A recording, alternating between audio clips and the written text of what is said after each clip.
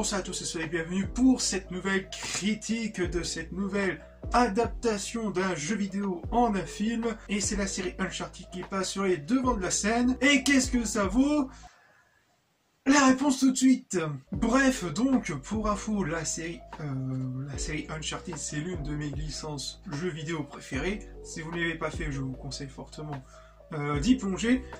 Et donc, ce projet de film ne date pas d'hier, hein, ça date bien longtemps, depuis 2008, je crois, où c'est en cours de production, mais totalement catastrophique, où il y a eu 4-5 réalisateurs qui ont quitté le navire pour à la fois des raisons artistiques ou qui ne croyaient absolument pas au projet. Je crois qu'il y a eu 2 producteurs qui s'étaient barrés et qu'il y en a un autre qui est revenu. Bref, c'était un gros bordel ce projet, il aurait fallu à peu près 15 ans d'attente pour enfin la sortie du film. Et à la base, le rôle de Nathan Drake devait jouer par Mark Wahlberg justement, qui au final va jouer le rôle de Sully, et Nathan Drake sera joué par ce très cher Tom Holland. Même si j'aurais préféré dans le rôle de Nathan Drake, Nathan Fillion.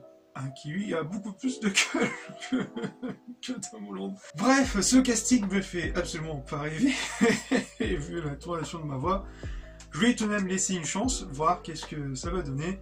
Et au final, ce duo d'acteurs fonctionne assez bien, on ressent à peu près l'alchimie entre les deux, mais personnellement, j'ai encore vraiment du mal. Et donc au final, qu'est-ce que cette adaptation vaut?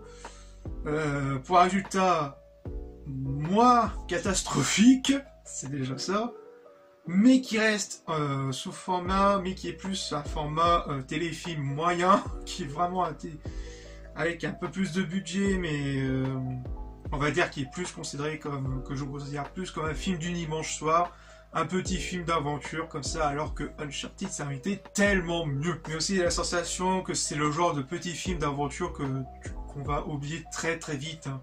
C'est comme le Tomb Raider de 2018 où c'est quasiment le même effet, quoi. Même si toutefois il y a quelques petites bonnes idées qui arrivent ici et là, tout en reprenant certaines petites intrigues issues des jeux, de la licence. Donc je crois qu'ils reprennent quelques intrigues, notamment autour du frère de Nathan Drake par rapport au 3e opus, un peu du 4e, et une narration à peu près qui s'inspire à peu près dans la construction narrative du 2e. Donc c'est-à-dire qu'on commence directement dans le 2e opus, je vais parler du jeu, rassurez-vous. Dans le 2e opus, on commence directement par l'accident du train, comment on va réussir à sortir de là. Et c'est quasiment à peu près similaire, mais sauf que ça se passe pas dans un train. Même si vous avez vu la bande-annonce, vous saurez de quoi je parle. Mais très vite, on retourne en flashback sur comment il a rencontré Sully. La rencontre Sully un peu décevante et qui est assez clash et rapide. C'est du genre, ouais, comment tu t'appelles? Bah, je m'appelle Sully Sullivan, je suis aux yeux, voilà, comme ça. Je sais pas, il y avait un petit truc aussi avec la petite carte, parce qu'à un moment donné, il donne sa carte de visite après qu'il ait volé un truc. Je trouve que découvrir son nom, ça aurait été mieux quand il découvre aussi avec la carte, je sais pas. Mais enfin bref, les énigmes, concernant les énigmes, ce qui est aussi un gros point du truc, il y a certaines énigmes où ça passe, franchement, mais c'est pas vraiment, c'est vraiment de la facilité, hein, c'est vraiment pas trop de trucs prise de tête, contrairement dans les jeux, où c'est vraiment enroulé, facilité, scénaristique, vas-y je balance une petite énigme à la con, c'est parti mon kiki.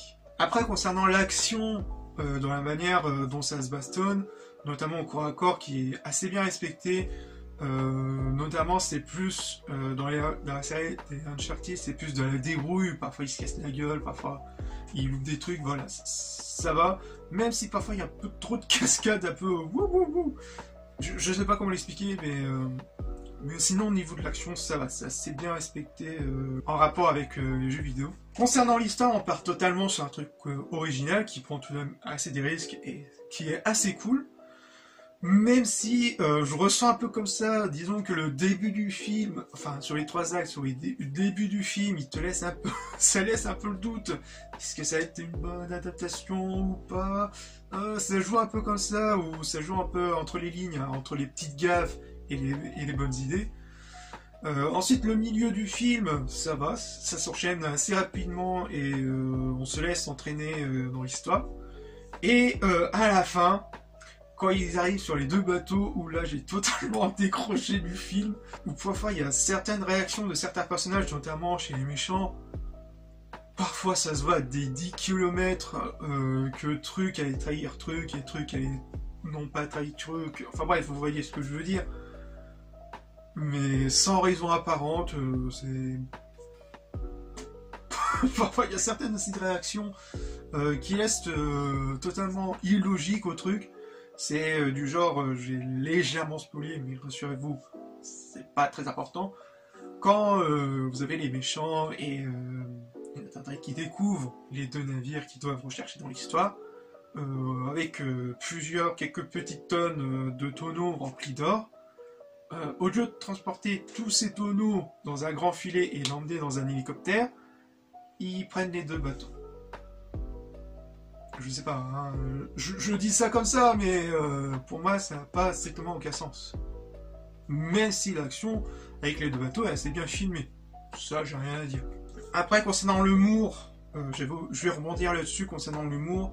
L'humour assez qui passe sur certaines blagues, même si d'autres qui tombent assez à l'eau ou qui tombent un peu dans le cringe.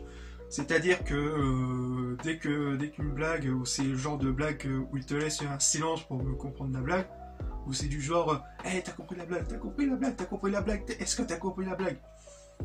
Il y a des choses qui, voilà, qui passent pas. Concernant la musique, notamment, qui est l'un de mes compositeurs préférés, c'est Rami Rajawadi.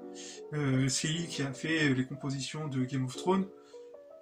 Je dois dire que c'est assez moyen, le BO qui est très vite oubliable, même s'il y a un petit remix de Nathan Thème, mais sinon la BO, voilà, c'est un peu décevant, qui est aussi vite fait oublié, alors que putain c'est vraiment un des putains de compositeurs que j'aime le plus. Écoutez la BO, les différentes BO de Game of Thrones.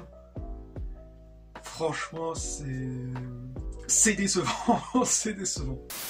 Bref, si je devais en conclure, cette adaptation de Uncharted est loin d'être une catastrophe. Cependant, c'est transformé en un téléfilm, un gros budget d'aventure qui va s'oublier très très vite, qui pour moi va être totalement oubliable comme le Tomb Raider de 2018 et qui méritait largement mieux de traitement. Peut-être que s'ils annonçaient un 2, j'espère qu'ils vont se rattraper là-dessus. Mais personnellement, si vous aimez Uncharted, soit vous y allez, je peux vous conseiller de ne pas y aller, ou soit allez-y juste pour avoir votre propre avis. Mais n'ayez pas un résultat assez ouf, juste un résultat assez moyen, un film classé du dimanche. Voilà, j'espère que cette critique vous aura plu et on se retrouve pour de futures vidéos. Peace.